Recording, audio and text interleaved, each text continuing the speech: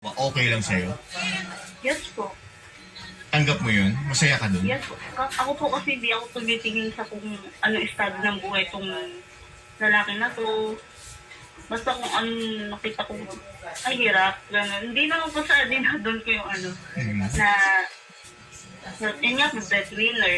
Kasi ako po, Hi guys. nag-work din po kasi ako. Kaya nagigets ko po yung gano'ng situation.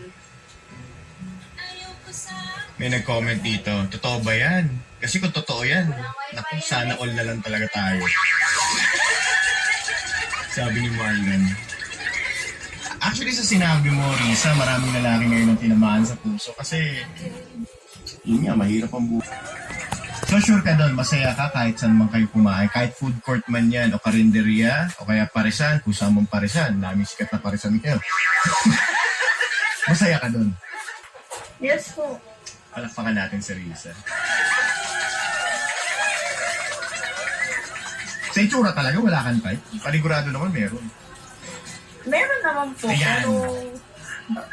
pero hindi po yung OA na kailangan gwapo, ganun. Sige, describe mo na lang yung type mo. Yung talagang gusto mo sa datingan na lalaki. Yan. Sige.